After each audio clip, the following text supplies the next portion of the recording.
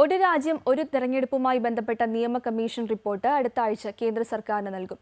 ഒരു രാജ്യം ഒരു തിരഞ്ഞെടുപ്പിന് അനുകൂല നിലപാടാണ് നിയമ കമ്മീഷൻ എന്നാണ് വിവരം.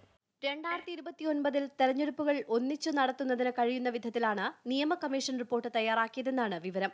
തെരഞ്ഞെടുപ്പുകൾ ഒരുമിച്ച് നടത്താൻ ഭരണഘടനാ ഭേദഗതികൾ ആവശ്യമായി വരും. ഭരണഘടനാ ഭേദഗതികളുമായി ബന്ധപ്പെട്ട ആശങ്കകളും റിപ്പോർട്ടിലുണ്ട്. തെരഞ്ഞെടുപ്പുകൾ ഒന്നിച്ച് നടത്തുന്നതിനെ അനുകൂലിക്കുന്ന നിലപാട് നിയമ കമ്മീഷൻ സ്വീകരിക്കുന്നതോടെ ഒരു രാജ്യം ഒരു തെരഞ്ഞെടുപ്പ് എന്ന ലക്ഷ്യത്തിന് വേഗത കൈവരും. തെരഞ്ഞെടുപ്പുകൾ ഒന്നിച്ചു നടത്തുന്നതിന്റെ സാധ്യതകൾ പരിശോധിക്കാൻ കേന്ദ്ര സർക്കാർ നിയോഗിച്ച മുൻ രാഷ്ട്രപതി രാംനാഥ് കോവിന്ദ് തലവനായ സമിതി നിയമ കമ്മീഷൻ നൽകുന്ന റിപ്പോർട്ട് പരിശോധിക്കും. ഒരു രാജ്യം ഒരു തെരഞ്ഞെടുപ്പിൽ രാംനാഥ് കോവിന്ദ് സമിതിയുടെ റിപ്പോർട്ട് 2 മാസത്തിനകം കേന്ദ്രത്തിന് നൽകുമെന്നാണ് വിവരം. പ്രധാനമന്ത്രി നരേന്ദ്രമോദിയാണ് ഒരു രാജ്യം ഒരു തെരഞ്ഞെടുപ്പ് എന്ന ആശയം മുന്നോട്ട് വെച്ചത്. തെരഞ്ഞെടുപ്പ് ചെലവുകൾ കുറയ്ക്കാൻ കഴിയുമെന്ന വാദവും ഈ ആശയത്തെ അനുകൂലിക്കുന്നവർ ചൂണ്ടിക്കാട്ടുന്നു. അമൃത ന്യൂസ്, ന്യൂഡൽഹി.